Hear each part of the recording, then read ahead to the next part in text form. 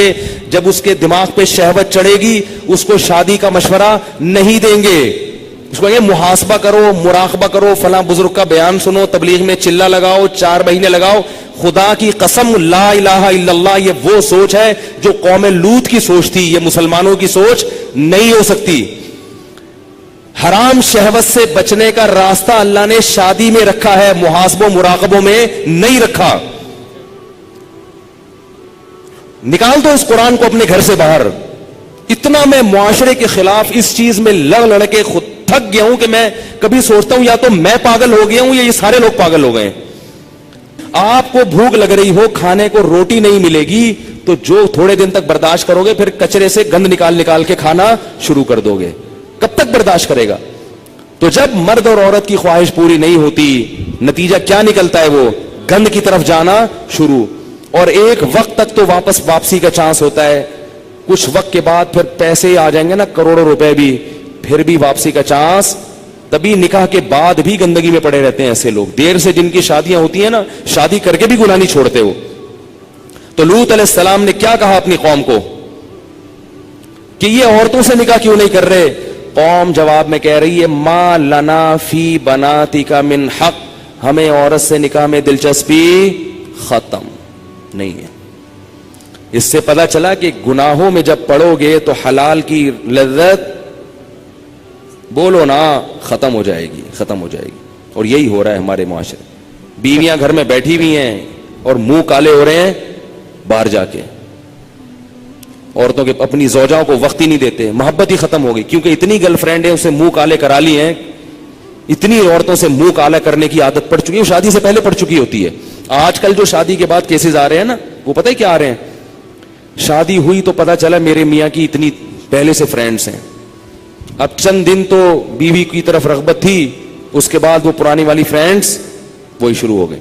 عورت پہ کیا گزرتی ہے؟ عورت سب کچھ برداشت کر لیتی ہے مگر مرد کی بد کرداری عورت سے برداشت نہیں ہوتی. اس کو یہی نہیں پتا کہ کل کس عورت کے ساتھ دوستی لگائے گا, پرسوں کی. گھر تو ایسے گھر تھوڑی چل سکتا ہے. ایک عورت کی کال ہوتی نا جو ایسے اپنے غم بتاتی ہے, تو میں آپ کو بتاتا درجنوں عورتیں ہیں. نتیجہ کیا نکلتا ہے کہ ان لڑکوں کو شادی سے پہلے لڑکیوں سے دوستیوں کی عادت پڑ چکی ہوتی ہے, وہ چسکے لے لیے ہوتے ہیں. اب شادی کے بعد پھر وہ کہتے ہیں یار ایک بیوی یہ کیا ہے, یہ درجنوں لڑکیاں, درجنوں لڑکیاں. پہلے ہی سے جب بچہ بالغ ہو تو والدین کو اللہ کا واسطہ دے کے کہتا ہوں اپنے بیٹوں کی بیٹیوں کی فکر کرو. بچہ بالغ ہو برائیوں میں پڑنے سے پہلے اسے اس کو گھر بار پہ لگا دو. اتنا نیک شریف نکلے گا, دیکھو آپ دعائیں دو گے مجھے, ایسا پیارا بچہ نکلے گا آپ کا, تھوڑے دن میں اس کی اولاد ہو جائے گی, میاں بیوی بچہ, وہ اسی میں مشغول ہو جائیں گے. اس کی کیونکہ اللہ نے انسان کے دل میں فطری طور پر گناہ سے نفرت رکھی ہے. جب اس کی حلال طریقے سے تسکین ہو جائے گی تو فطری طور پر اس کا طبیعت جائے گی نہیں گناہ کی طرف. میرے جو بزرگ ہیں, میرے مشائخ ہیں, 13 14 سال کی عمر میں ان کی شادیاں ہوئی تھیں. ایسی پاکیزہ زندگی انہوں نے گزاری ہے. میرے جو بزرگ ہیں میں ان کی بات کر رہا ہوں, 13 سال 14 سال میں ان کی شادیاں ہوئی ہیں, ایسے پاکیزہ زندگی. تو میڈیا تمہیں جہنم کی آگ کی طرف لے کے جائے گا. تو اللہ نے وہ لوط علیہ السلام نے کیا کہا کہ نکاح کرو, انہوں نے کہا ہمیں عورتوں سے نکاح میں رغبت نہیں ہے.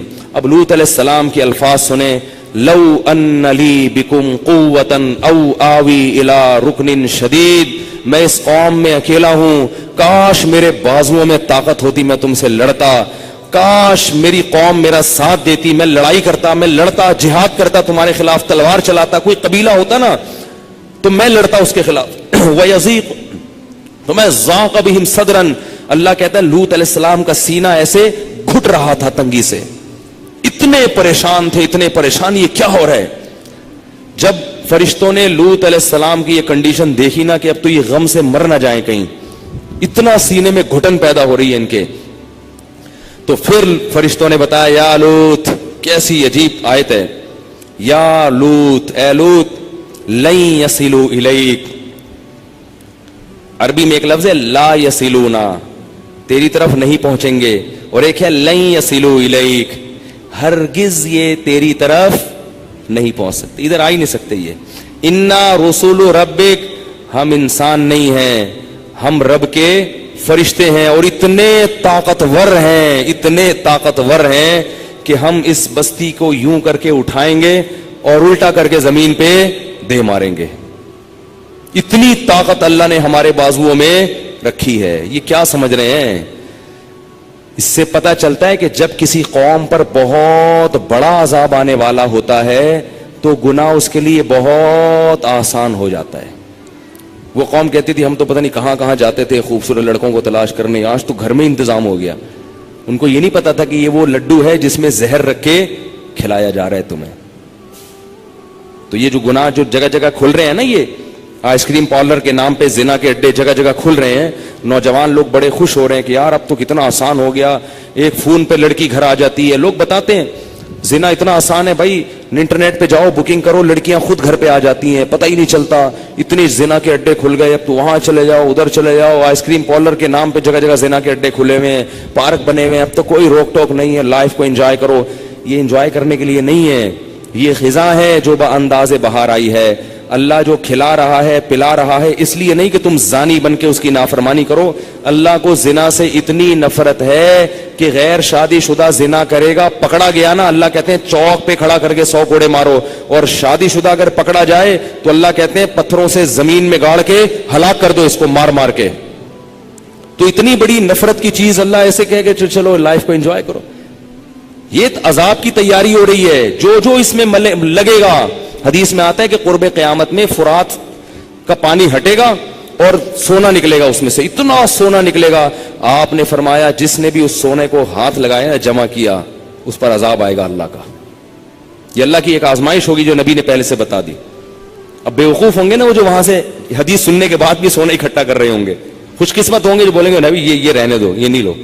تو یہ وہی ہے جب جالوت اور طالوت کا مقابلہ ہوا نا, تو طالوت کے لشکر کو وقت کے نبی نے کیا کہا کہ جس نے نہر کا پانی پیا نا پیاس میں, اس پر اللہ کا عذاب آئے گا, وہ لڑنے کی طاقت نہیں ہوگی. اور جس نے نہر کا پانی دیکھا اور پیاس لگ رہی پھر بھی نہیں پیا, اس کو اللہ استقامت عطا کریں گے. تو اب مجاہدین جا رہے ہیں, درمیان میں دریا آیا, پیاس لگ رہی ہے, پانی ہے. وقت کے نبی کہہ رہے ہیں کہ اس پانی سے تمہیں پینے کی اجازت نہیں ہے. اب دیکھو کوئی مٹکا آ جاتا, گلاس آ جاتا تو آسان تھا بچنا, پورا دریا اللہ نے چلا دیا, بھئی اب پی کے دکھاؤ. فشربوا منہ, اللہ فرماتے اکثریت نے پیا, تھوڑے سے لوگوں نے نہیں پیا. اکثریت کو اللہ نے تباہ کر دیا, اور ان تھوڑوں سے لوگوں کو اللہ نے جالوت پہ فتح عطا فرمائی, بادشاہ بنا دیا, حاکم بنا دیا. اور اسی میں داؤد علیہ السلام کو اللہ نے پیغمبر بنا دیا. اسی میں داؤد بھی تھے ان تھوڑے سے لوگوں میں, اور ان کو اللہ نے اتنی طاقت دی کہ انہوں نے جالوت کو قتل کیا. اور اللہ فرماتے ہیں جب قتل کیا اللہ نے داؤد کو خلافت بھی دے دی اور نبوت بھی دے دی, اور اتنی بڑی خلافت داؤد علیہ السلام کی لوہے کو ان کے ہاتھ میں نرم کر دیا. پھر ان کے بیٹے سلیمان دیے ان کو, جو ان سے بھی بڑے بادشاہ بنے.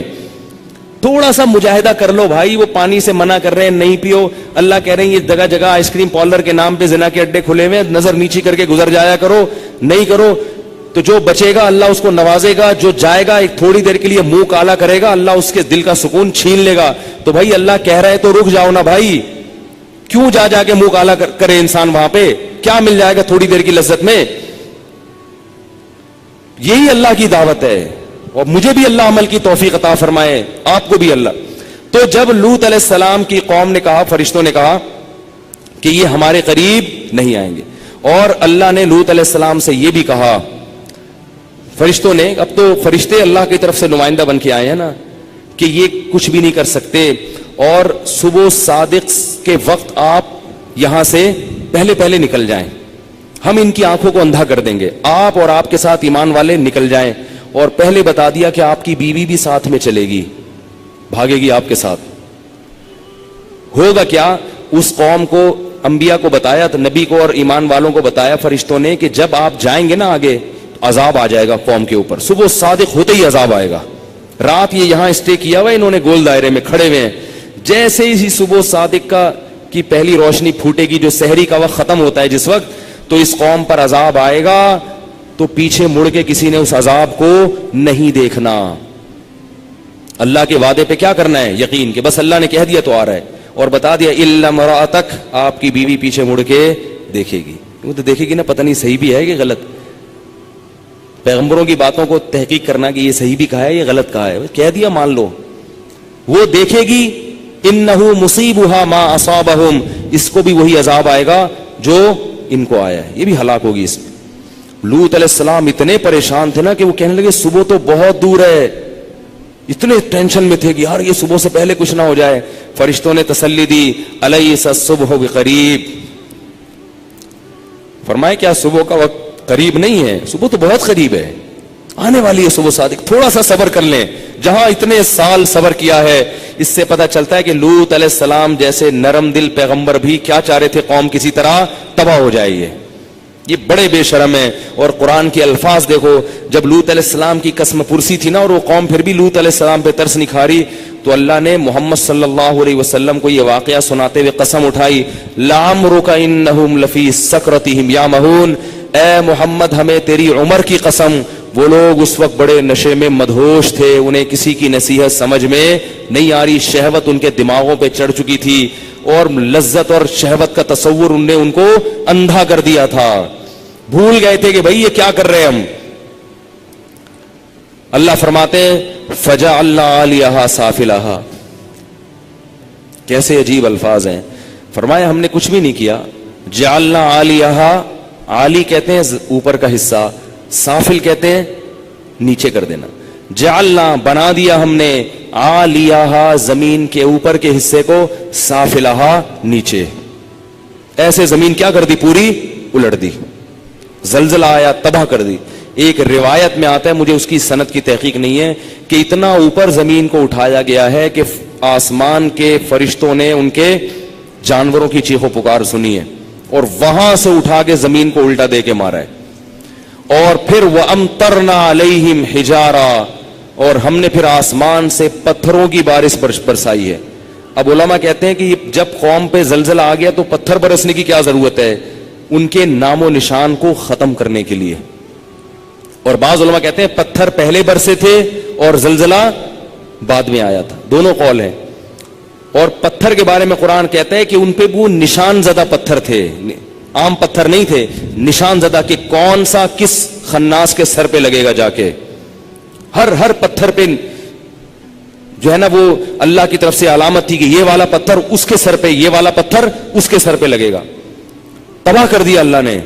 और अल्लाह ने फिर कहा वइन्नकुम लतमुर्रूना अलैहिम मुस्बिहीन, सहाबा को कहा कि तुम लोग जब लंबे लंबे सफरों पे जाते हो तो तुम लोग लूत अलैहिस्सलाम की कौम की बस्तियों के करीब से गुजरते हो, देख लो उनके खंडरात को, आज भी मौजूद हैं वो बस्तियां, आज भी उनके निशानात मौजूद। तो इसलिए भाई लड़कों से बदकारी बहुत गंदा अमल है। बाज लोग बरतानिया देखो कितना गंदा अमल, और गैर मुस्लिमों की हालत देखो, उनके यहां बाज दफा वीजा इस पे मिलता है कि कोई बदफेली का मुर्तकिब हो, इस पे वीजे मिल जाते। तो ये कौमें हैं जिनको हम फॉलो करेंगे। बरतानिया का वीजा बाज दफा इस पे मिलता है कि गे साबित हो जाए वो आदमी, मेडिकल टेस्ट होता है, गे साबित हो गया वीजा मिल जाएगा। तो ये वो कौम, बरतानिया जाओ जरूर, फॉलो ना करो भाई, ये कौमें इस काबिल नहीं है कि हम इनके रास्तों पे चलें। ये तो उस अमल को कानूनी इजाजत दे रहे हैं, उस अमल की जिस अमल पर अल्लाह ने कौम को तबाह कर दिया, और इसको कानूनी इजाजत दे रहे हैं। इसी तरह लड़कियों का लड़कियों के साथ ये अमल करना, ये भी बहुत बुरा है।